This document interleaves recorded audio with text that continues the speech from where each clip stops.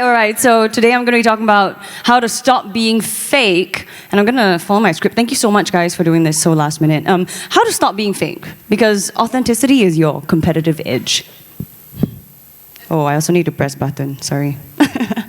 Okay, so we've all seen it, right? Content creators trying so hard to be relatable that it feels anything but. So I want you to forget bombastic hooks, overly hyped opening statements. I'm triggering this myself. And everything you heard about algorithm hacks. Because relatability is about showing up as yourself. Flaws, quirks, and all. Now, when you're vulnerable and authentic, people connect because they see themselves in you, which is why I believe there's no secret in creating relatable content, because just being yourself is enough. And I've leaned into that for the past year. So, my name is Caitanya. You can call me Kate. Kate of all traits on TikTok and Instagram. Feel free to follow me, but if you do, please don't be a stranger. And I'd like to thank Naz for having me as a speaker today. Now, I've grown my TikTok account from 17 to 214K in the span of a year, which makes me pretty new. And it should show you all that this could be you in just 1 year. I focused heavily on engagement and built a very strong, supportive community by being entirely myself. Also, 2 months ago, I started doing the same on IG and increased my following by 30,000. I'm actually pretty surprised that it worked there too, because IG and TikTok have very different content styles. And during that time, some of my videos are still trending, right? But none of them are hypes or like trends, because I'm terrible at them. Anyone else is terrible at trends? Huh? Only 2 people? Don't lie. I cannot trend. I cannot follow hypes or anything. I cannot find them. Okay. Honestly, who's terrible at finding trending videos and whatever? Yeah. Same. Okay, so none of them are hypes or trends because I end up just being a geek of my craft, and that seems to work, right? So my niche is in storytelling. Something I've unknowingly honed as an actor, host, voiceover artist, content creator, and now strategist. I love telling stories of real life, whether it's booking a one-way ticket to Japan due to a burnout, or living in the US with my Angmo side of the family, or just, what I do as an actor, host, voiceover artist, and content creator. Now, if you're thinking, Kate, aren't you supposed to have 3 pillars and that's your niche so people can relate? See, I think this should show you that your niche doesn't need to have pillars of content. It can be relatable values underlying everything you choose to do. That really widens your market, doesn't it? So, story time, because I know people like that stuff. Now, on my one of my many work, well, not on one of, but like on my many work travels, I have had the opportunity to meet a lot of people on the job. And while listening to their stories, I always find that I can relate, even though we come from extremely different walks of life. And the connection I've discovered is because we're human. Relatability is simply the courage to let others see themselves in our story, which is also why I strongly believe in the power of authenticity, as a content creator especially. In a sea of people with agendas, it's the rarest commodity, and that's why good creators do well, because people follow us as humans, not for the promo codes. Because what happens when you don't have a promo code? Do they not like you anymore? Is that what you are worth to them? There's a lot of skepticism these days, and rightly so. People touting lifestyles they don't even live, brands they don't even use. And I know, because I was one of those people 6 years ago. Oh my gosh, are you ready to cringe? I genuinely thought that was how you were meant to exist on social media. And it's so cringe. I know, what the hell am I even looking at? Don't laugh. It's fine, laugh. Okay, so fortunately I actually learned through burnout and questioning my own moral values that this is not the content I want to create, nor the person I want to be. This is the person I want to be. Still damn cringe, I know. But at least it is me, right?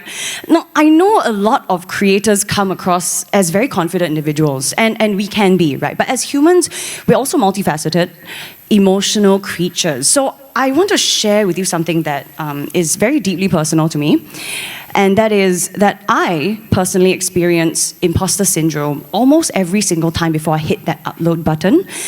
Even now, right? Even now, I don't feel like a creator that is worthy of being up here teaching you 3 pro tips on how to be a successful creator, because I feel like if Yen can do it, so can you. If Kate can do it, then the barrier to entry is quite low.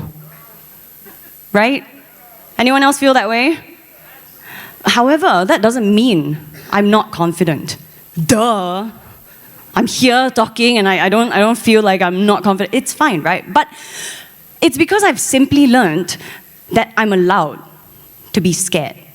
Because courage isn't the absence of fear. It's taking action despite it. Also, now that I'm openly vulnerable with you about what I experience as a creator, have I become more relatable to you? And I didn't have to share more than my personal experience. Confidence isn't about knowing everything. It's about trusting that you'll be able to figure it out as you go. Now, one way I like to quell that fear of pushing the upload button is still every morning when I post something, it's like, just upload, it's fine. It's going back to the why. Right? Why I started. And for that, we have to know ourselves, okay? Which is why personal branding is so important. The best way to never lose track of what you're doing is going back to why you started in the first place. What is your mission? What are your values? What is the vision? Now, for me, that metric is always to mix what I love with what I'm good at, be the representation that I didn't have growing up for people who want to be a creative and be paid for it. So that I can also help my appa to pay for his house and my nieces and nephews to pay for the education that I know is going to be very expensive. Can we scroll up the presenter notes, please? Thank you. Yeah, so when people ask me why I'm not afraid of negative comments, I go back to this, my purpose, my ikigai, right? I also tell myself they don't pay my rent. Why let them affect me for what? Because it's a confronting business, especially when you're starting out. Because sometimes we put on ourselves the expectations for things to be perfect all the time. And for that, let me just put something else into perspective for you, okay? As creators, we're basically a newfangled version of traditional marketing.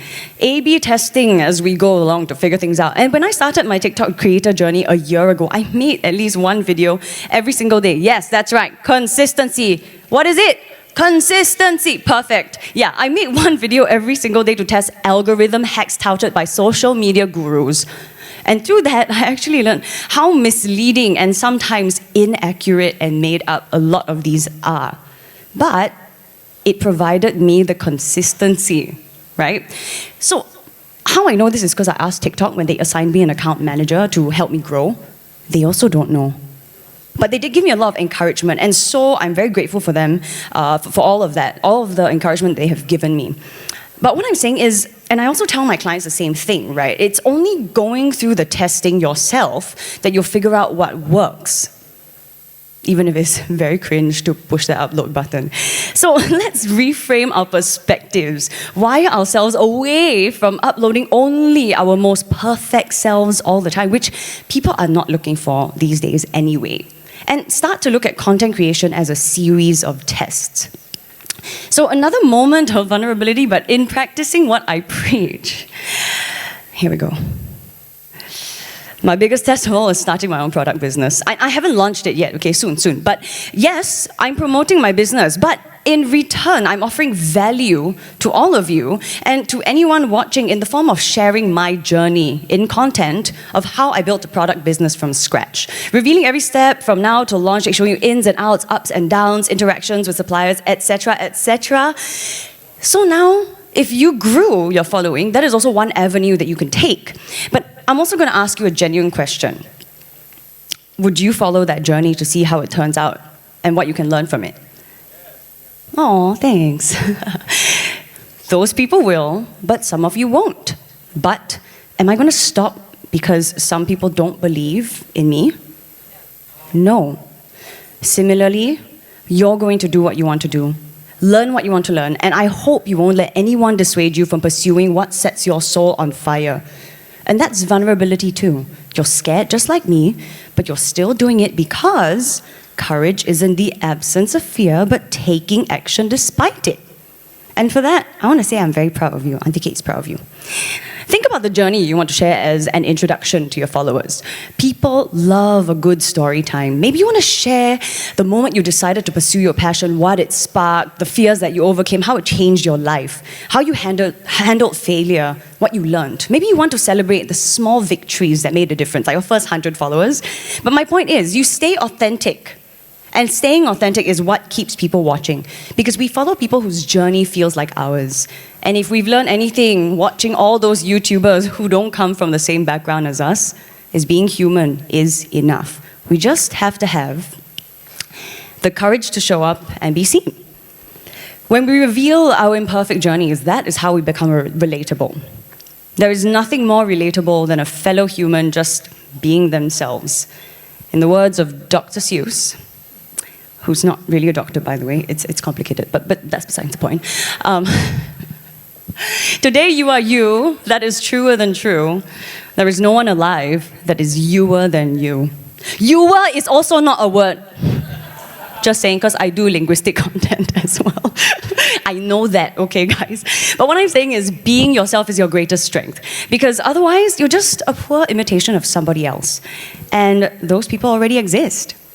And with that, I'll end with this. Authenticity isn't a strategy. It's the heart of communication that turns audiences into believers.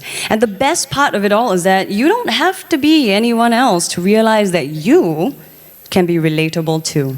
Thank you so much. I hope to see you on my socials. And if you do, I hope you won't be a stranger.